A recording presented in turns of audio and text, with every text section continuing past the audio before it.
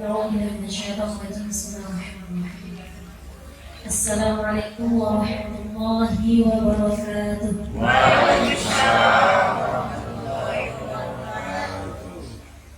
الحمد لله رب العالمين والصلاة والسلام على أشرف الأنبياء والمرسلين وعلى آله وصحبه أجمعين. اللهم صل على سيدنا محمد وعلى آل سيدنا محمد. قال اشرح لي صدري ويسر لي أمري واحلل عقدة من لساني يفقهوا قولي. Masya Allah, ayah bunda yang saya hormati, tadi sebelum kesini sempat mutar-mutar, kami mohon izin, mohon maaf tadi kami dijanjikan jam 13.30, ternyata meleset. Kami mohon izin ayah bunda, karena tadi salah share waktunya.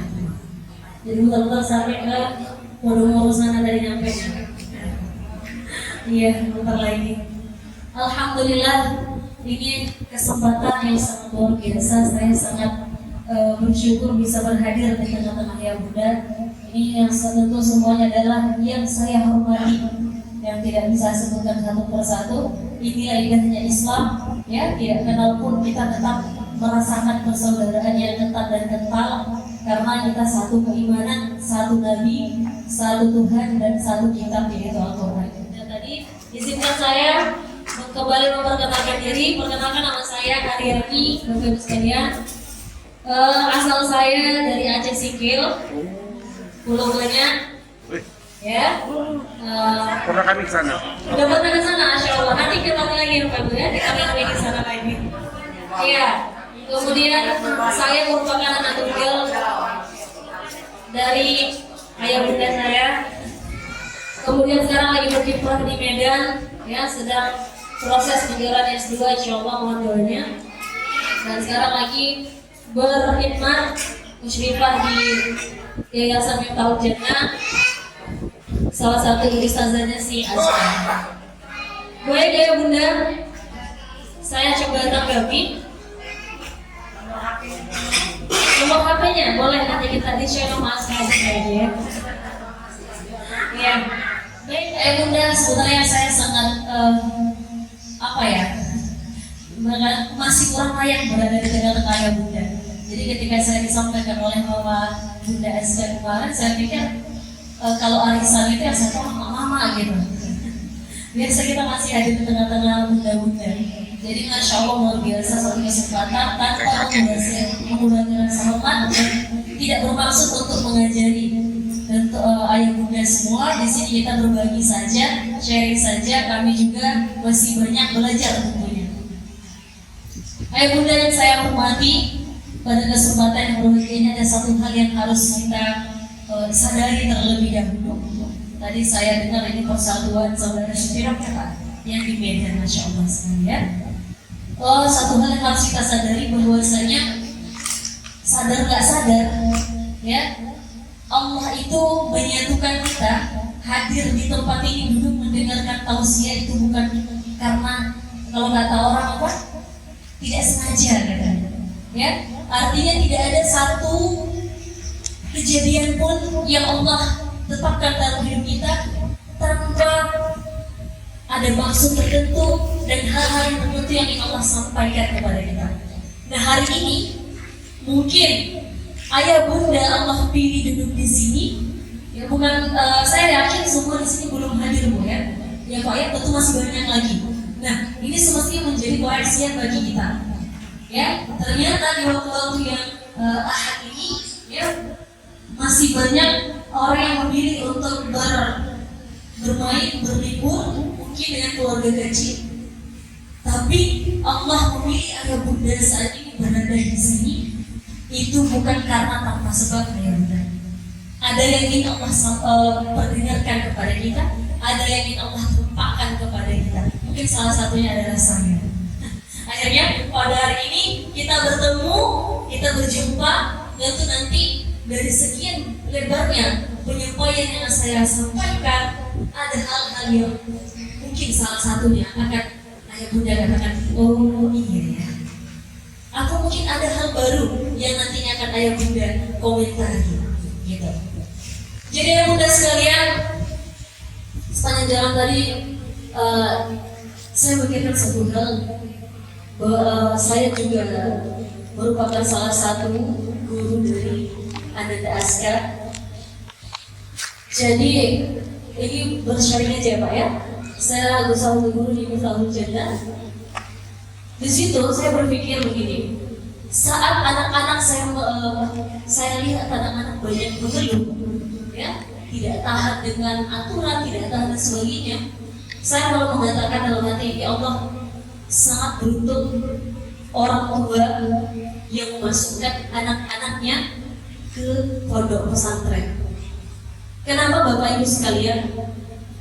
Ada satu kisah yang tertera dalam hadis Rasulullah yang kemudian dinukil oleh Ibnu Qayyim.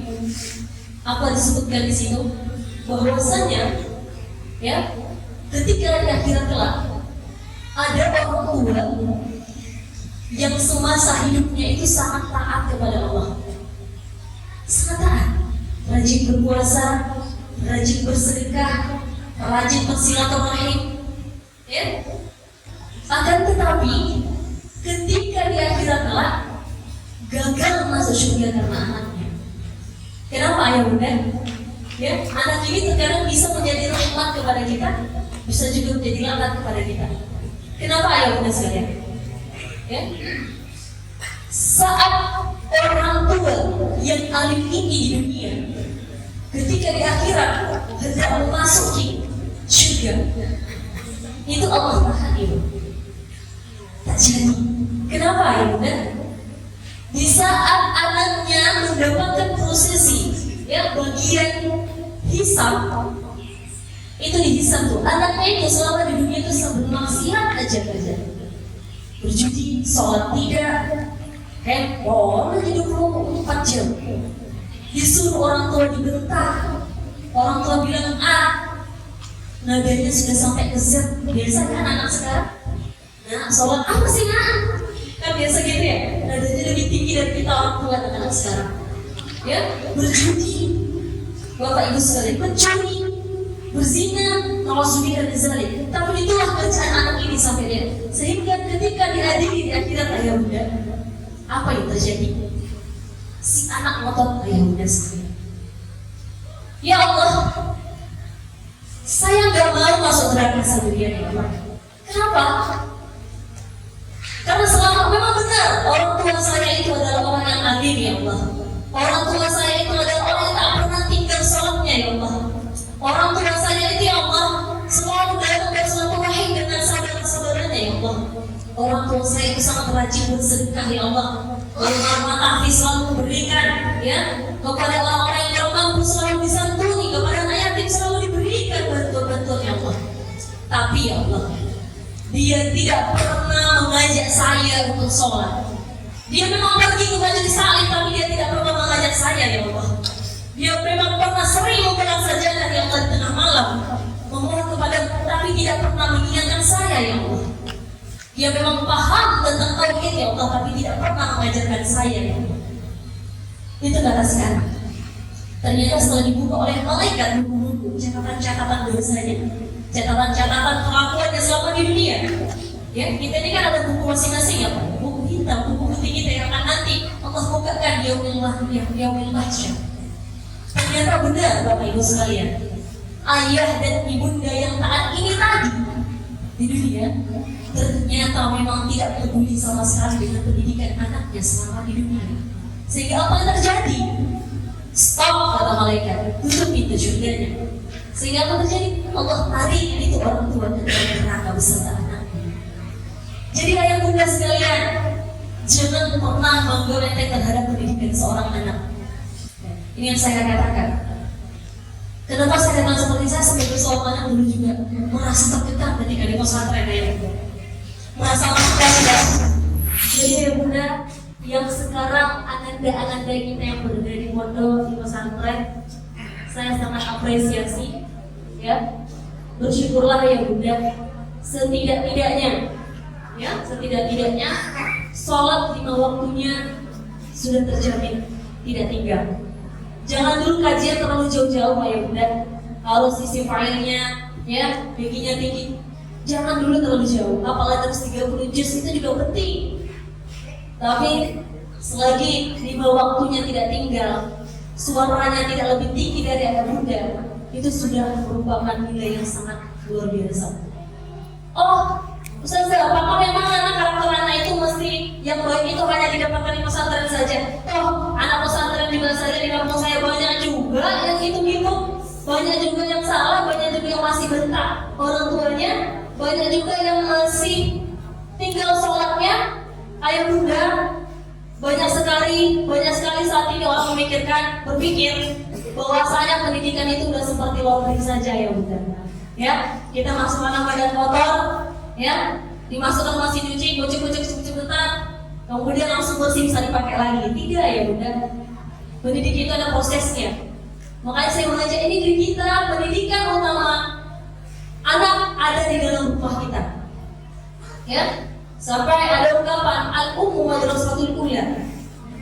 Ya, orang tua, ibu merupakan guru pertama bagi anak. Maka saya katakan ya bunda, jika ya bunda itu anak-anak kita masih kecil, membacakan basmalahnya saja harus diserahkan itu kepada guru ngaji, itu sangat kurang tepat ya bunda. Kenapa? Ini anak aset, ya. Sedangkan Rasulullah mengatakan apabila mati anak Adam, terputus itu semua amal. Yang tinggal hanya 3. Di antaranya apa? Ada anak yang soleh, ilmu bermanfaat dan sedekah jariyah. Sebenarnya punya anak soleh saja ya bunda, kita sudah punya 3 aset tersebut. Kenapa? Di mana kita dapatkan amal jariyahnya? Ketika anak pandai mengucapkan Bismillahirrahmanirrahim saja ayah bunda, itu yang selalu dia itu pasti bakal diulang. Satu hari saja sudah berapa kali diulang ayah bunda. Tapi apabila anak mendapatkan kalimat Bismillahirrahmanirrahim dengan benar ini tadi dari orang lain ayah bunda, bukan dari kita sebagai orang tua, lantas kita mau dengar apa? Karena ketika Bismillahirrahmanirrahim surah Al-Fatihahnya dia lancarkan, dia dapatkan dari guru ngajinya, kalau kita ya masuk guru TPA-nya, maka yang mendapatkan amal jariyah itu adalah guru TPA-nya terus. Sedangkan anak kita tahu ya bunda, setiap hari itu pasti membaca Bismillah, sebelum tidur Bismillah, bangun tidur Bismillah, apalagi surah Al-Fatihahnya ya bunda.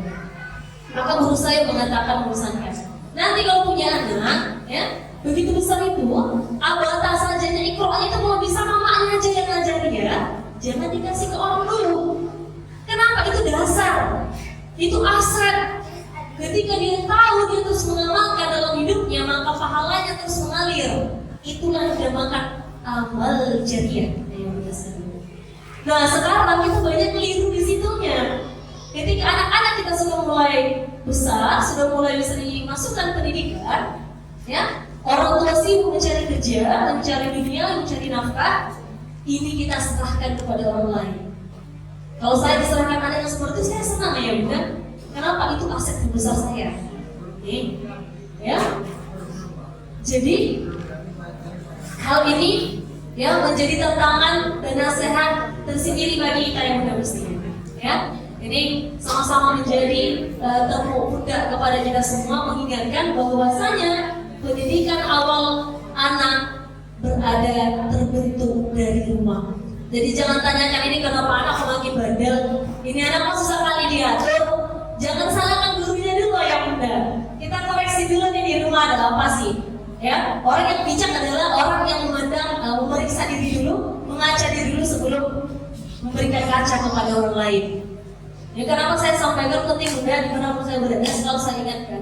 Ya, ada metode pendidikan kita yang masih kurang tepat. Ya, di mana-mana anak-anak sekarang masalah dan kesalahan itu jadi merupakan kesalahan kepada guru. Kenapa? Karena prinsipnya pendidikan dianggap sebagai laundry. Itu tadi saya katakan. Padahal, ya, pendidikan utama sekali ada di dalam rumah kita sendiri.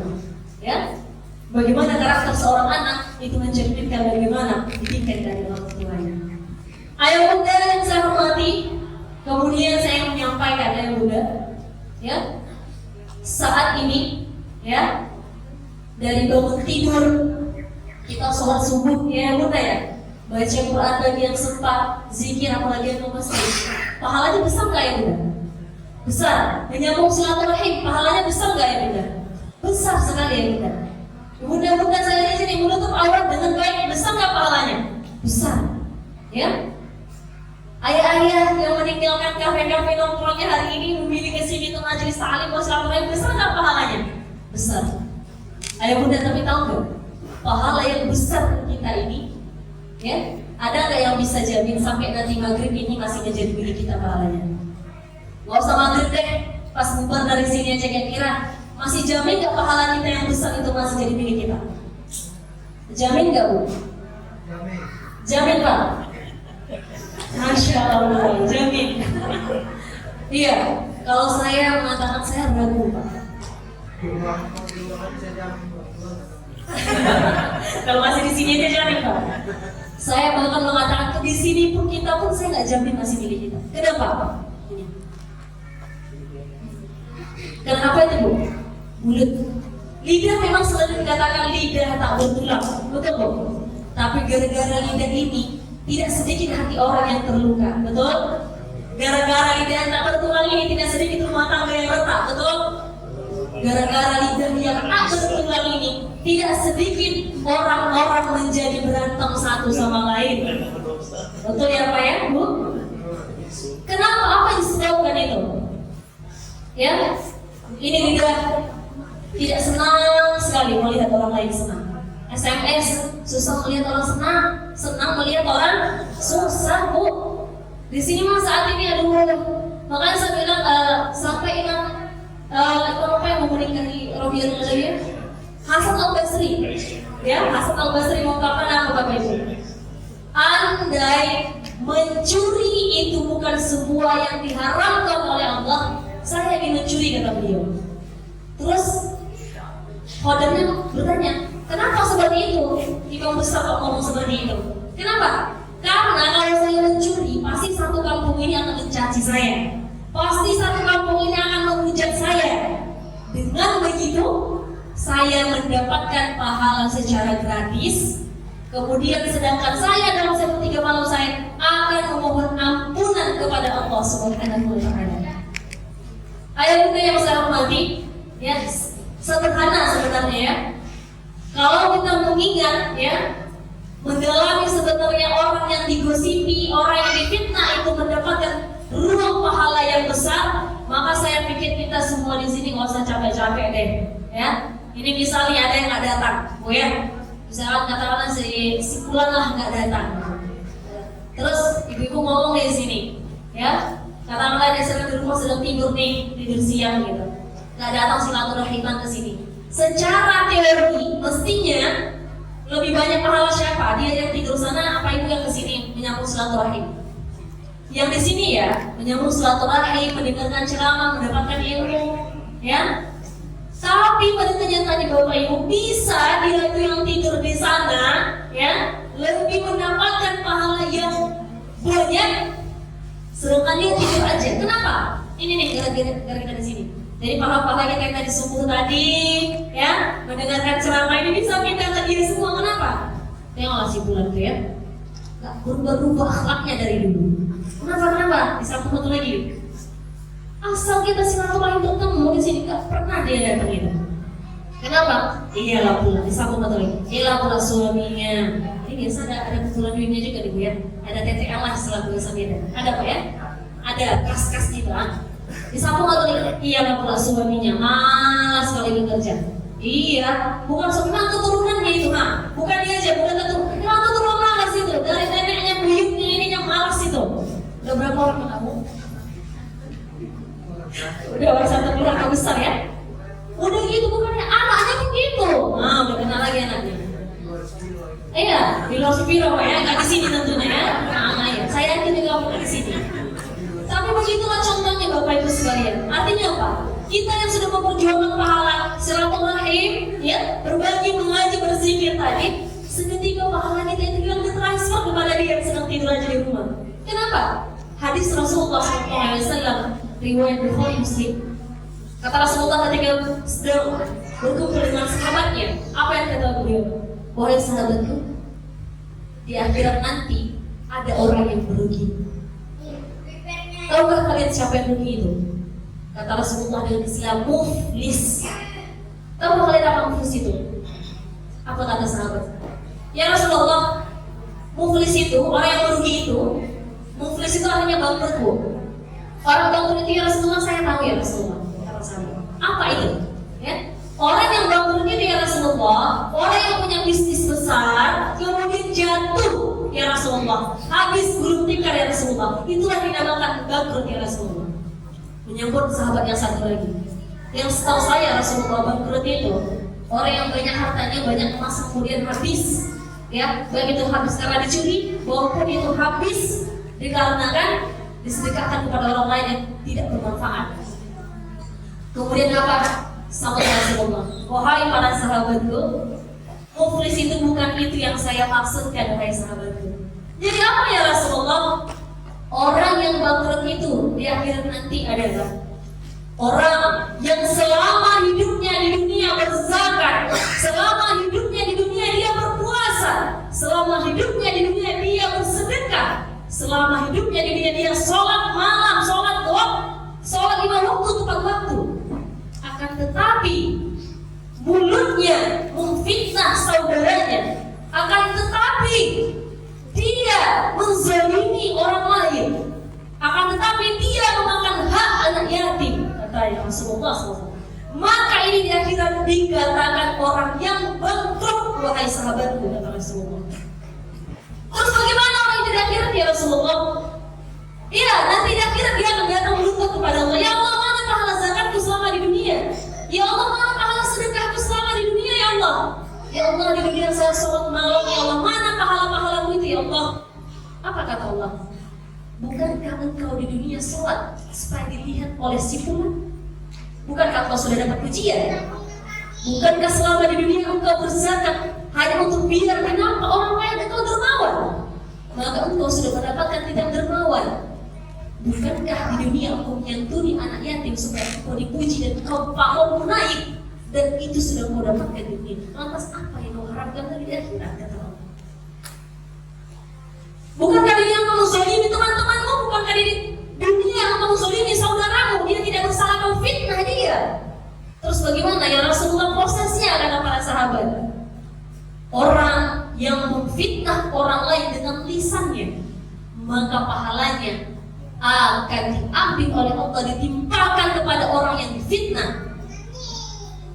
Akan Allah ambil pahalanya, akan Allah pindahkan kepada orang yang digosipinya. Terus ya Rasulullah, andai pahalanya tidak cukup ya Rasulullah untuk diberikan kepada orang yang difitnahnya, untuk diberikan kepada orang yang dizoliminya, orang yang digosipinya Rasulullah, terus bagaimana ya Rasulullah, kata sahabat? Rasulullah menjawab, maka Allah akan mengambil dosa-dosa orang yang difitnahnya tersebut, ditimpakan kepada orang yang memfitnah, yang menggosipi, yang menzolimi orang tersebut. Innalillahi wa inna ilaihi raji'un. Na'udzubillah min dzalik, Bapak Ibu sekalian, ya. Tidak ada yang bisa menjamin pahala kita, Bapak Ibu sekalian. Maka saya katakan, jangankan keluar dari sini, dalam ruangan ini saja. Mungkin nanti ada sesi makan bersama, betul Pak ya? Hati-hati. Saya katakan lisan memang tak bertulang, tapi ketak bertulangannya itu bisa menjerumuskan kita ke dalam api neraka Allah Subhanahu wa Ta'ala. Maka benar Islam mengajarkan jangan pernah meremehkan orang lain. Itu ya Pak ya, ajaran Islam kita. Kenapa? Hari ini mungkin dia terlihat berdosa, terlihat dia berzina di siang hari, terlihat dia mencuri di siang hari, tapi kita tidak tahu Bapak Ibu sekalian. Jangan-jangan di sepertiga malamnya ada 2 rakaatnya kepada Allah yang berterima di sisi Allah Subhanahu wa Ta'ala. Maka oleh karena itu tidak ada alasan bagi kita Bapak Ibu sekalian untuk meremehkan orang lain. Ya, jangankan dulu 1 tahun, 2 tahun ke depan, apalagi sampai kita mengkaji ke akhirat. Bahkan 1 jam, 2 jam ke depan saja kita manusia yang lemah tidak tahu apa yang bakalan terjadi.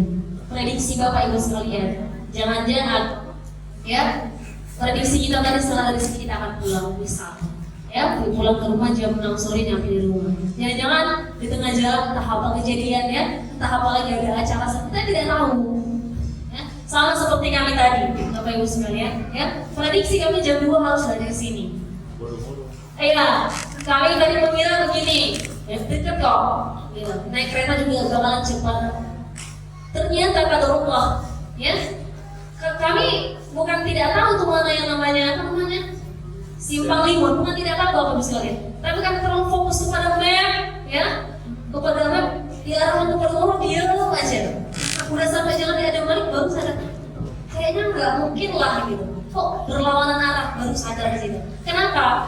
Saya pikir saya nggak tahu apa hikmahnya, tapi saya positif thinking ada yang ingin Allah sampaikan di situ, ya sehingga alhamdulillah saya pikir nanti kalau memang Allah izinkan saya pasti sampai ke tengah-tengah saudara SK. Jika memang tidak, itu pun pasti itulah yang terjadi. Jadi Bapak Ibu sekalian, saya ingin mengajak Bapak Ibu bahwasanya ya Allah menciptakan kita setiap manusia ini memiliki kelebihan, ada kekurangan. Oleh karena itu cobalah Bapak Ibu sekalian jangan cepat sekali memberikan kaca kepada orang lain. Ya, sebelum kita memberikan kaca kepada orang lain, coba hadapkan kacanya kepada diri kita sendiri dulu. Sebelum kita cubit orang lain, coba cubit diri kita sendiri dulu.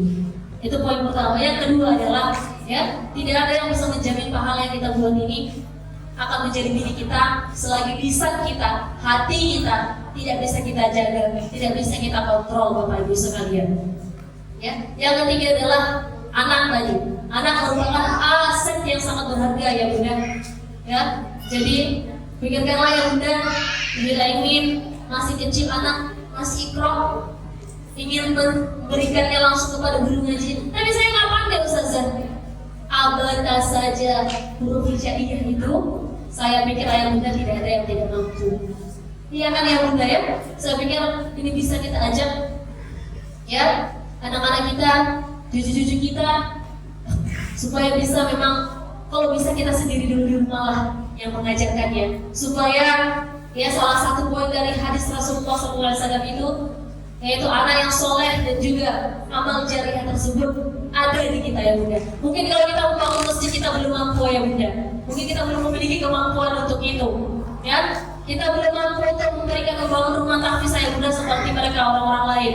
Kita belum mampu mendirikan pendidikan untuk generasi bangsa ya Bunda, untuk menanamkan amal jariah. Setidaknya di setiap rumah kita telah Allah titipkan amanah yang terbesar.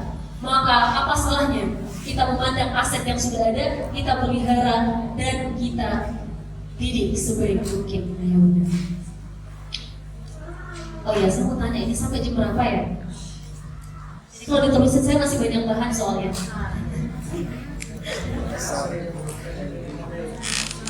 Iya. Ini ada sesi berikutnya. Ayo Bunda. Acara berikutnya. Oh gitu.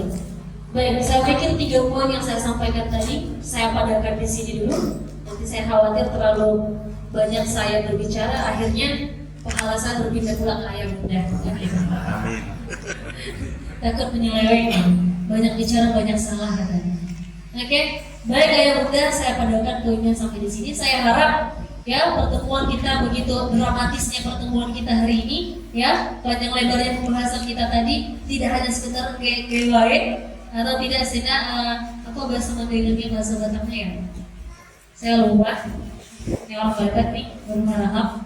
Jadi saya pikir poin tentang pendidikan anak itu perlu diperhatikan, ya. Aset terbesar yang Bunda ada di rumah, tidak perlu menanam aset kemana-mana dulu, yang di rumah aja dulu nih, ya. Kemudian yang kedua adalah ini lisan, memang tak bertulang ya Bunda, tapi hati-hati, ya. Tak kebertulangannya itu bisa menghancurkan kehidupan orang lain, bahkan kehidupan kita sendiri. Kemudian ya Bunda, ingatlah pahala yang kita tua, yang kita tahan hari ini belum tentu akan tetap kita tua di akhirat kelak. Kenapa? Jangan-jangan kita yang menanam orang yang menuai. Kenapa? Ulah kita sendiri. Demikianlah Bapak-Ibu sekalian, mohon maaf atas segala kekurangan. Terima kasih atas segala perhatian. Billahi taufiq wal hidayah. Wassalamualaikum warahmatullahi wabarakatuh. Waalaikumsalam warahmatullahi wabarakatuh.